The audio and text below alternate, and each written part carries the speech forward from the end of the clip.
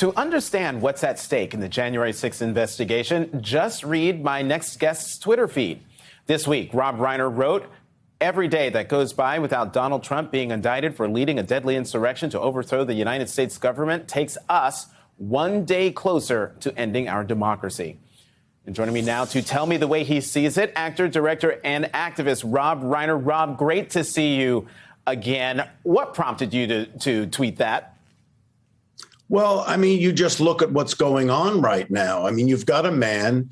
I mean, first of all, let's dispense with the idea of Republican and Democrat or conservative and liberal. We're talking about democracy versus autocracy. We see it happening all over the world. That's one of the reasons Putin invaded Ukraine. I mean, he's wanting to destroy democracy. We have an election right now in France between Macron and Marine Le Pen, and we don't know the results yet there. But that is also a test as to whether or not democracy or autocracy is going to survive in the world. So you have a man, a former president of the United States, who led and incited a deadly insurrection to overthrow the U.S. government. He now is in control of one of the parties in this country. So you had the piece that you had just before with Jane Mayer. They control. He's controlling every aspect of what you now call the Republican Party. I don't know what it is.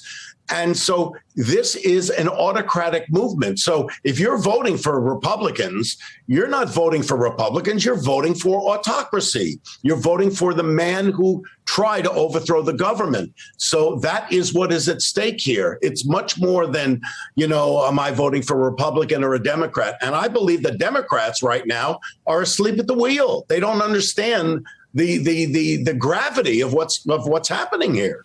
Rob, be specific about that. What Democrats do you believe are asleep at the wheel? Well, I mean, when you look at the messaging that's coming out of the Democratic Party, it's old. It's the old tried and true traditional messaging, which is, we can rest on our laurels. We passed the Recovery Act. We passed the bipartisan infrastructure bill. We've gotten the first black woman on the Supreme Court. We've got great accomplishments, lower unemployment rates and higher, paycheck. People are getting more in their paycheck. These are all great accomplishments, and they're kitchen table issues. And those are the things we've always focused in on. We have to continue to focus on them, but we have to look at a bigger picture here, which is 246 years we're coming up on, the longest democracy in the world, and it's hanging by a thread. And if we lose it, we lose the ability to affect climate change, healthcare, education, economics. All of those things are taken off the table. So the first thing we have to do is protect the democracy. Then we can talk about all of the accomplishments and the things we're trying to accomplish in the future. How concerned are you that Attorney General Merrick Garland, like a lot of Democrats, complain that he's not doing his job or he's not moving fast enough? Do you share, in terms of investigating January 6th, do you share those concerns?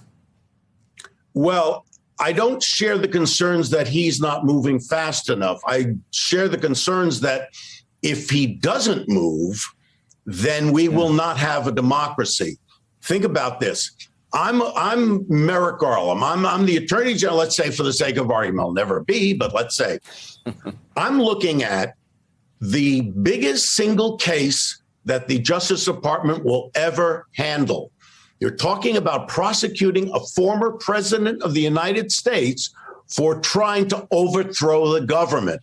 It doesn't get any bigger than that.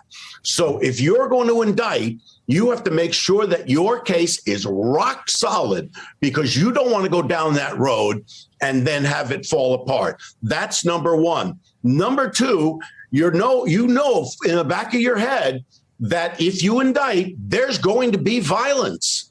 There's no mistake about it. So you're sitting there knowing that your movements and your movements forward could conceivably cause violence in this country. Those are scary things. They're daunting things. However, If he doesn't move forward, then you have the end of democracy, because the rule of law means nothing, and the most egregious crime against the United States of America goes unpunished.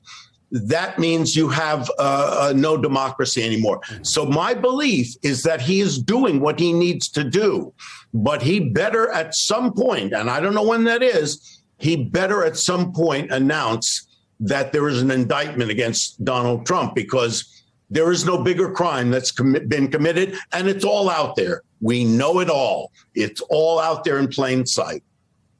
It is. We know it all. It's out there in plain sight. And as I said to Congresswoman Madeleine Dean, just because we know it all and it's been out there in plain sight doesn't mean that we should not be continually outraged by what happened and what a lot of people fear could happen again. Rob Reiner, thank you, as always, very much